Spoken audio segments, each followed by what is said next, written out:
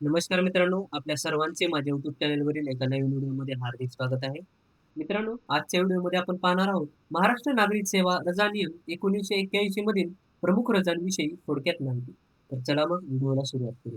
रजा म्हणजे काय? रजा म्हणजे महाराष्ट्र शासनाच्या सक्षम प्राधिकाऱ्याने मंजूर केलेल्या कालावधीसाठी शासकीय कर्मचाऱ्याला कर्तव्यावरून अनुपस्थित राहण्याची परवानगी होय. रजा म्हणजे अधिकृत सुट्टी. रजा घेण्यासाठी आपल्याला नियमानुसार अर्ज व मंजुरी आवश्यक आहे. रजेच्या काळात सेवा खंडित होत नाही. तर चला मग महाराष्ट्र नागरिक सेवा रजा नियम 1981 मधील प्रमुख रजांविषयी पाहूया. सर्वप्रथम आहेत अर्जित रजा, दॅट इज अर्न्ड लीव्ह. नियम क्रमांक आहे 50 आणि 51. प्रत्येक कॅलेंडर वर्षाच्या सुरुवातीला व मध्यंतरी म्हणजेच 1 जानेवारीला 15 दिवस व 1 जुलैला 15 दिवस असे एकूण एका वर्षात 30 दिवस अर्जित रजा मिळतात. एका वेळी जास्तीत जास्त 120 दिवसांची अर्जित रजा घेता येते व आपल्याला भारताबाहेर प्रवास करायचा असेल तर 240 दिवस रजा घेऊ शकतो. सेवानिवृत्तीच्या नंतर 300 दिवसापर्यंतच्या रजेचे रोखीकरण मिळते. म्हणजे 300 दिवसांपर्यंतच्या रजेचे पैसे आपल्याला मिळतात. दुसऱ्या नंबरची रजा आहे अर्धवेतनी रजा, हाफ पे लीव्ह. नियम क्रमांक 60. प्रत्येक कॅलेंडर वर्षाच्या सुरुवातीला व मध्यंतरी म्हणजे 1 जानेवारीला 10 दिवस व 1 जुलैला 10 दिवस असे एकूण एका वर्षात 20 दिवस रजा मिळतात. वैद्यकीय कारणास्तव किंवा खाजगी कारणासाठी घेता येते. या रजेदरम्यान निम्मे वेतन मिळते. तिसऱ्या नंबरची रजा पाहूया आपण. प्रसूती रजा, मॅटर्निटी लीव्ह. नियम क्रमांक 74. मॅटर्निटी लीव्ह करिता कालावधी 1 ते 80 दिवसांचा आहे, जो की 6 महिने आहे. महत्वाची अट आहे, 2 पेक्षा कमी हयात मुले असलेल्या महिला कर्मचाऱ्यांसाठी ही रजा लागू असते. तसेच या काळात संपूर्ण वेतन मिळते.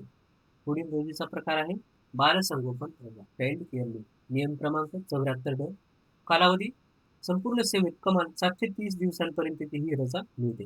महिला कर्मचारी आणि पत्नी नसलेले पुरुष कर्मचारी यांच्याकरिता सदरी रजा लागू असते. 18 वर्षापर्यंतच्या 2 ज्येष्ठ हयात मुलांच्या संगोपनासाठी आजारी असताना किंवा परीक्षेदरम्यान एका वर्षात 3 वेळा ते घेता येतात. चला पुढील रजांविषयी माहिती घेऊया. पुढील 5 नंबरची रजा आहे परिवर्तित रजा, दॅट इज कम्युटेड लीव्ह. नियम क्रमांक 61. कालावधी जमा असलेल्या अर्धवेतनी रजेच्या निम्म्या दिवसांची परिवर्तित रजा आपणास मिळणार आहे. उदाहरणार्थ, जर आपल्या रजा खात्यामध्ये 10 अर्धवेतनी रजा असतील तर आपल्याला 5 दिवस परिवर्तित रजा मिळणार आहे. वैद्यकीय प्रमाणपत्राच्या आधारे ही रजा मंजूर केली जाते. या रजेसाठी पूर्ण वेतन मिळते, परंतु अर्धवेतनी रजेच्या खात्यातून दुप्पट दिवस वजा होतात. पुढील रजा आहे सरोगसी लीव्ह. नियम क्रमांक 74 सरोगसी लीव्ह करिता कालावधी 180 दिवस आहे, जो की 6 महिन्यांचा असतो. सरोगत पद्धतीने जन्मलेल्या अपत्याच्या संगोपनासाठी ही रजा आपणास मिळणार आहे. तसेच ही रजा संपूर्ण सेवेत फक्त एकदाच मिळते. अशा प्रकारची रजा संपूर्ण सेवेच्या कालावधीमध्ये फक्त एक वेळाच मिळते. पुढील रजा आहे रुग्णालयीन रजा, हॉस्पिटल लीव्ह.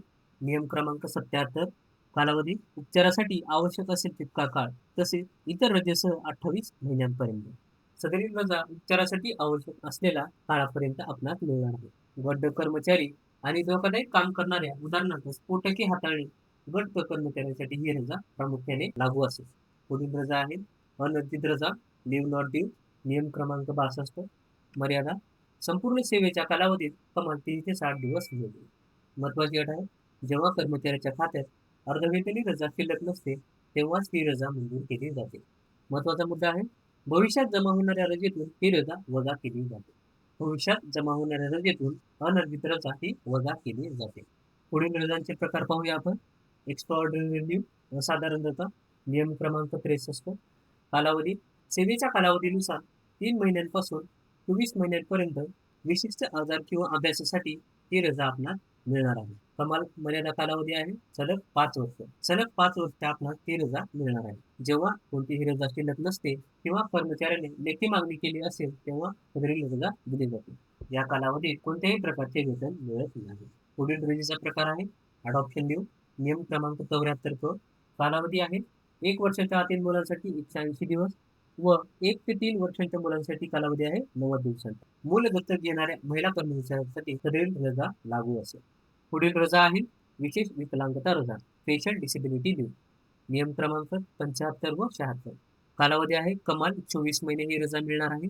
कर्तव्य बजावताना झालेली दुखापत किंवा अपघातासाठी ही रजा आपणास मिळणार आहे. पहिल्या 120 दिवसांसाठी आपणास पूर्ण वेतन मिळणार आहे व त्यानंतर रजेसाठी आपणास निम्मे वेतन मिळणार आहे. पुढील व शेवटची रजा आहे स्टडी लीव्ह, नियम क्रमांक 80 व 81. कालावधी एका वेळी 12 महिने व संपूर्ण सेवेत फक्त 24 महिने सवरील रजा आपणास लागू असेल. कर्तव्याशी संबंधित शिक्षण व शिक्षणासाठी सदरील रजा लागू असेल.